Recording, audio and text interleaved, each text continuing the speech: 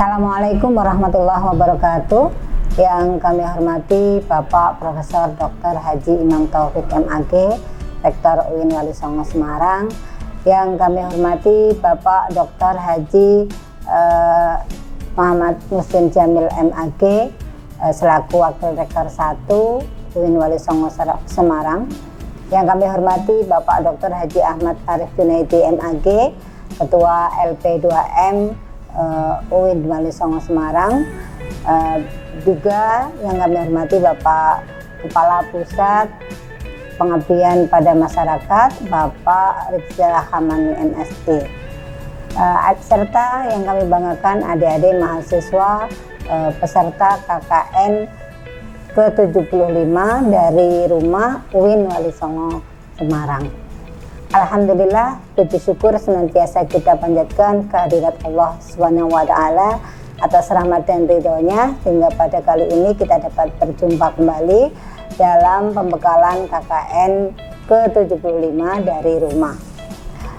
Pada kali ini yang akan menyampaikan materi adalah beliau Bapak Dr. Haji Muslim Jamil MAG, Wakil Rektor 1 UIN Wali Songo Semarang, dan sebelumnya beliau juga pernah menjabat sebagai Dekan Fakultas Usuluddin dan Humaniora. Beliau kali ini akan menyampaikan materi tentang kebijakan umum KKN 75 dari rumah. Kepada beliau dipersilahkan. Assalamualaikum warahmatullahi wabarakatuh.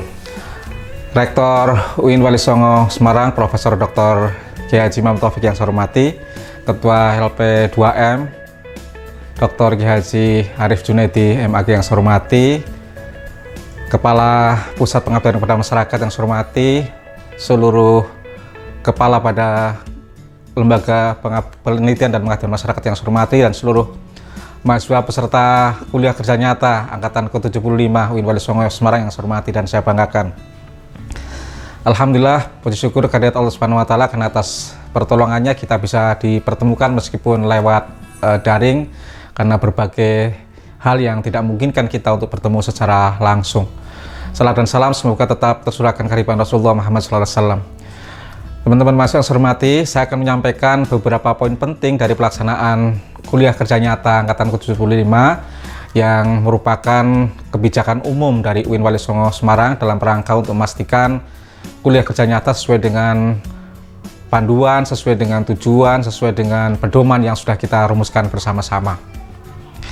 Teman-teman saya hormati, sebenarnya KKN itu merupakan salah satu tugas penting dari seluruh mahasiswa yang merupakan implementasi dari Tridharma perguruan tinggi. Kita tahu semua, setiap perguruan tinggi memiliki tugas utama menyelenggarakan Tridharma perguruan tinggi yang tidak lain adalah pendidikan dan pengajaran, penelitian dan pengabdian kepada masyarakat. Para mahasiswa telah belajar banyak mengenai berbagai macam teori yang sesuai dengan program studi masing-masing. Tentu teori-teori ini bukan hanya bermanfaat untuk teman-teman dalam rangka untuk mendalami dan nanti mengaplikasikan profesi tertentu. Lebih dari itu, saya kira teori ini akan bermanfaat dalam rangka untuk berkontribusi bagi bangsa dan negara.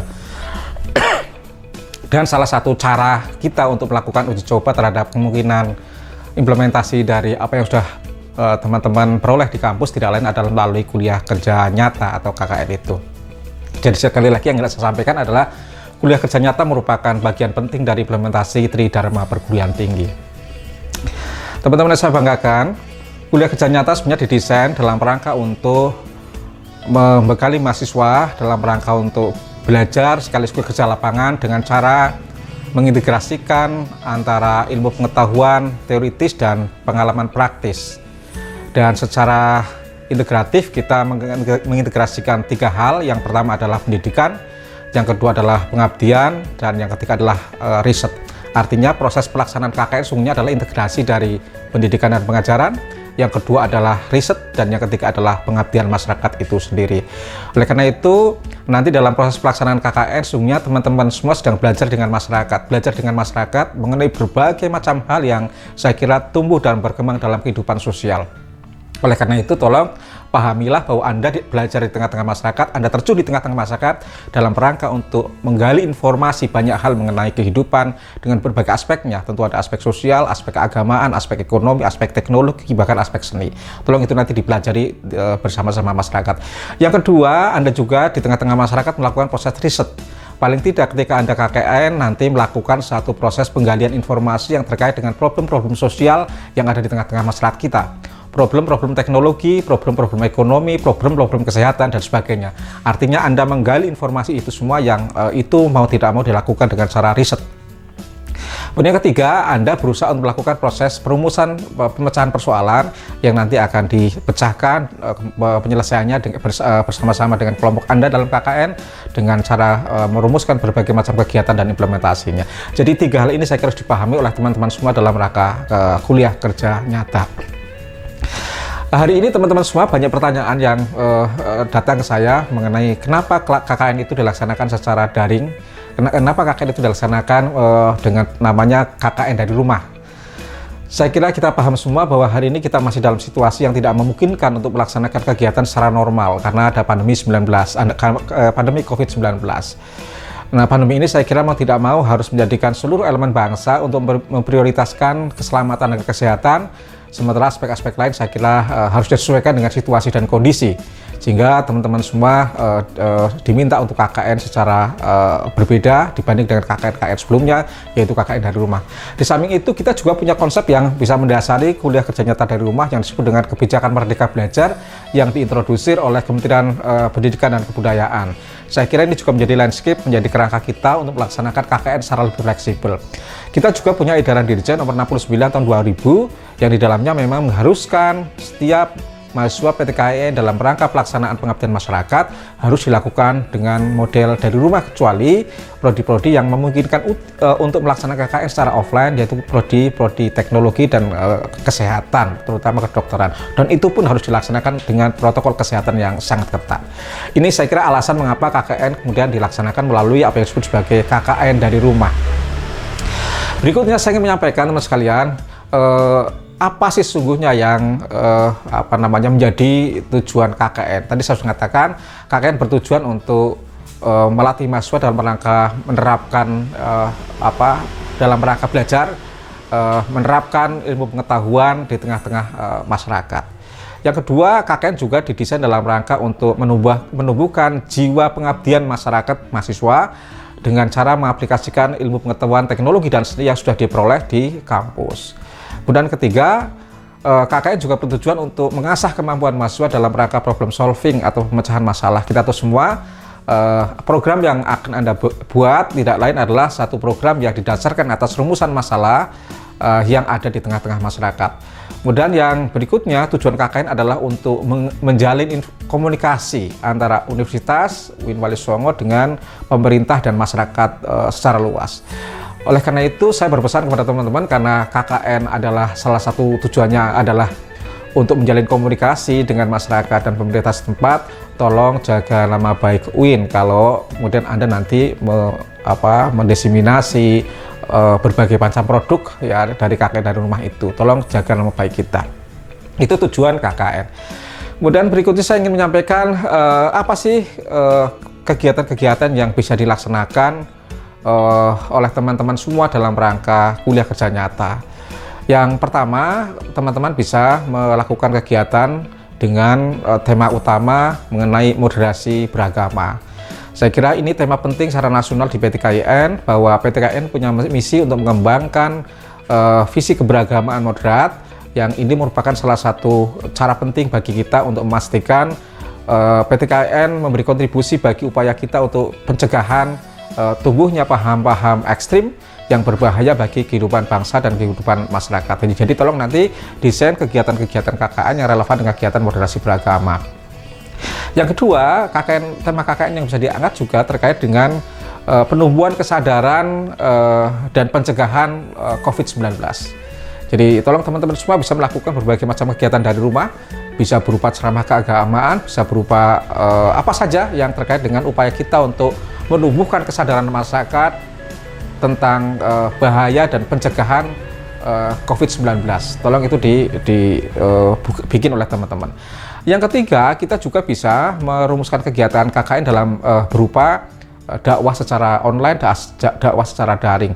Silakan teman-teman semua bisa membuat forum-forum pengajian secara online dan itu bisa diakses masyarakat secara luas dan ini bisa berkontribusi bagi proses penumbuhan kesadaran keagamaan masyarakat di tengah-tengah situasi pandemik yang tidak memungkinkan kita menyelenggarakan pengajian secara offline. Artinya teman-teman bisa membuat video-video pengajian yang mungkin mendatangkan tokoh-tokoh tertentu atau men-shot tokoh-tokoh tertentu, bahkan bisa mahasiswa sendiri, kemudian bisa didiseminasikan di tengah-tengah masyarakat melalui sarana daring yang kita miliki. Kemudian yang ketiga, yang keempat, kita juga bisa membuat program KKN berupa tema mengenai agama, sains dan kesehatan ya, serta seni ya. Jadi agama, sains, seni dan kesehatan. Saya kira silakan itu bisa menjadi tema-tema KKN yang bisa dikembangkan oleh teman-teman semua dalam rangka untuk memastikan kegiatan kuliah kerja nyata jadi terarah sehingga tujuannya jelas.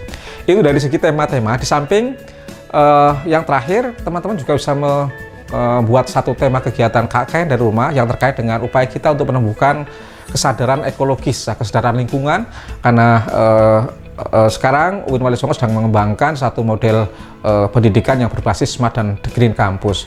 Oleh karena itu saya kira tema ekologi, tema environment, tema lingkungan menjadi tema yang sangat penting juga untuk diangkat oleh teman-teman sebagai salah satu tema kuliah kerja nyata yang saya kira bisa berkontribusi besar bagi upaya kita untuk melestarikan kehidupan ya, sehingga hidup kita menjadi sustainable, bumi kita menjadi lestari, dan ini juga penting untuk memastikan bahwa kehidupan kita secara ekologis itu menjadi lebih baik. Itu tema-tema KKN. Kemudian apa sih pendekatan yang harus dilakukan dalam rangka KKN? KKN itu pendekatannya yang pertama mesti bersifat lintas keilmuan ya. Artinya KKN itu harus dibangun dengan berbagai macam disiplin ilmu. Kenapa begitu? Karena masalah yang ada di tengah masyarakat itu masalah yang sangat kompleks, tidak mungkin didekati dengan pendekatan yang tunggal. Oleh karena itu lintas disiplin menjadi salah satu kerangka penting dalam penyelenggaraan KKN kita. Jangan heran kalau kemudian nanti teman-teman semua dikelompokkan dengan teman-teman lain dari prodi lain, karena memang kita mengharuskan KKN dilakukan secara lintas keilmuan. Dan kedua, KKN juga dilakukan dalam kerangka perubahan yang lebih baik, artinya dengan pendekatan yang bersifat partisipatoris ya. Jadi teman-teman semua diterjunkan meskipun secara daring melalui KKN dari rumah dalam rangka untuk melakukan proses perubahan sosial ke arah yang lebih baik. Oleh karena itu tolong dipastikan tema-tema KKN itu tema-tema yang relevan dengan satu usaha untuk melakukan proses-proses perubahan sosial, proses-proses perubahan ekonomi dengan cara melibatkan masyarakat setempat meskipun secara daring, sehingga mereka bisa berpartisipasi mengembangkan diri dalam rangka perubahan sosial ke arah yang lebih baik. Yang ketiga, pendekatan KKN juga bersifat sektoral dan lintas sektoral. Artinya teman-teman bisa menciptakan, meng-create kegiatan-kegiatan berdasarkan atas disiplin yang dimiliki oleh teman-teman sendiri atau lintas disiplin. Jadi sebagai contoh misalkan ada teman dari Usuluddin atau Syariah yang disiplinnya adalah agama, dia melakukan pengajian itu temanya tentang apa saja yang terkait dengan Usuluddin atau Syariah, maka itu artinya KKN bersifat disipliner ya, jadi bersifat sektoral. Tapi yang kedua juga bersifat lintas sektoral, artinya teman-teman bisa dengan teman-teman bekerja sama dengan teman-teman yang lain menciptakan satu kegiatan yang tidak berhubungan dengan disiplin ilmu pengetahuan yang dipelajari, karena mata KKN, sifat KKN yang bersifat lintas sektoral. Jadi itu pendekatan-pendekatan dalam proses KKN, jadi lintas disiplin ya, kemudian partisipatoris, dan yang ketiga adalah sektoral dan lintas sektoral dalam pelaksanaannya.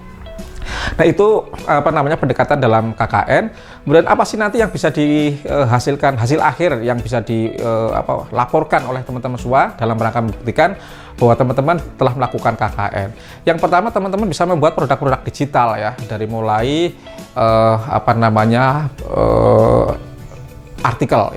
artikel yang merupakan deskripsi terhadap satu kegiatan, masalah masyarakat yang kemudian sudah Anda carikan solusinya. Silakan bisa membuat artikel. Yang kedua, Anda secara berkelompok bisa juga membuat buku ya, yang merupakan penggalian informasi, pengetahuan yang ada di tengah-tengah masyarakat, kalau itu masalah juga masalah yang ada di tengah-tengah masyarakat, kemudian sudah Anda rumuskan proses penyelesaiannya dan Anda coba untuk bersama-sama masyarakat selesaikan secara teknis. Kemudian yang berikutnya Anda juga bisa memproduk produk-produk informasi seperti flyer, meme, ya kira-kira begitu, yang itu merupakan sarana edukasi baik online sehingga bisa diakses oleh masyarakat kapanpun dan dimanapun. Dan tentu masih banyak lagi produk-produk yang bisa Anda bikin dengan KKN dari rumah itu. Kemudian apa sih platform yang bisa kita gunakan dalam rangka KKN? Sarana digital apa yang bisa Anda gunakan? Yang pertama tentu saya menyarankan agar e-learning sistem layanan KKN yang sudah dibuat oleh PT IPD atas dengan koordinasi bersama LP2M dan PPM, saya kira tolong digunakan. Jadi electronic learning system yang kita bikin terkait dengan layanan KKN itu harus diakses. Karena itu cara penting bagi kita untuk memastikan seluruh transaksi akademik terrecord dengan baik. Dan itu bisa memberi kontribusi bagi peningkatan webometrik kita. Oleh karena itu tolong akses e-learning yang terkait dengan pelayanan KKN itu. Yang kedua, Anda juga bisa menggunakan berbagai macam platform yang biasa Anda gunakan untuk komunikasi di media sosial. Kita punya Instagram, kita punya Facebook, Anda juga mungkin punya YouTube. Silakan, itu semua bisa digunakan, tapi jangan lupa pastikan Anda semua mengakses e-learning yang kita miliki sehingga platform lain bisa digunakan, tapi e-learning yang kita miliki juga digunakan sebagai cara kita untuk melift up, meningkatkan webometrik kita. Nah, itulah saya kira beberapa hal yang terkait dengan kuliah kerja nyata. Dengan cara begini, insya Allah teman-teman di satu sisi KKN-nya menjadi berkualitas karena memiliki visi dan tujuan yang jelas. Yang kedua, didasarkan atas regulasi yang juga sangat jelas, dan arah serta kebijakan yang kita berikan kepada teman-teman juga sangat jelas, serta output yang diharapkan juga sangat jelas. Atas nama pimpinan, saya mengucapkan terima kasih sekali kepada seluruh mahasiswa yang terlibat dalam proses pelaksanaan KKN. Mohon maaf kalau KKN sekarang ini tidak pakai posko ya, karena poskonya bersifat virtual ya. Silakan teman-teman semua bisa membuat virtual posko atau posko virtual dengan cara berkelompok ya, sehingga Anda bisa berkomunikasi secara baik antara satu mahasiswa dengan mahasiswa lain, antara anggota kelompok dengan anggota kelompok yang lain. Sekali lagi saya apresiasi terhadap kepada teman-teman semua yang bisa melaksanakan kuliah kerja nyata dari rumah, dan mudah-mudahan ini merupakan cara kita untuk berkontribusi secara positif bagi kehidupan bangsa dan negara di tengah-tengah tantangan dan keterbatasan yang kita miliki. Sekali lagi selamat menunaikan KKN. Saya yakin Anda semua bisa memberikan dharma bakti yang terbaik untuk kehidupan bangsa dan negara. Terima kasih. Ihdinas shiratal mustaqim. Allahumma fiqhil qawmi thoriq. Assalamualaikum warahmatullahi wabarakatuh. Demikian tadi materi yang sudah disampaikan oleh beliau Bapak Dr. Haji Muhsin Jamil MAG, di mana beliau juga menyampaikan kali ini terkait dengan tujuan dari KKN itu sendiri, kemudian juga menyampaikan sarana apa yang bisa digunakan dalam menunjang KKN 75 dari rumah, serta beberapa hal terkait dengan kegiatan atau tema utama yang harus diusung oleh para mahasiswa ketika melaksanakan KKN 75 dari rumah. Seperti diantaranya adalah tema tentang moderasi, tema terkait dengan kesadaran agama, dan juga terkait dengan sains, serta pengembangan kesadaran ekologis atau lingkungan. Itu diantara beberapa hal yang disampaikan oleh beliau Bapak Dr. Muhsin Jamil. Mudah-mudahan apa yang disampaikan beliau menjadi bekal para mahasiswa ketika melaksanakan KKN ke-75 dari rumah. Ada kurang dan lebihnya saya dalam mengantarkan beliau kali ini. Mohon maaf yang sebesar-besarnya. Walafu minkum wallahu muwaffiq ila aqwamit thoriq. Wassalamualaikum warahmatullahi wabarakatuh.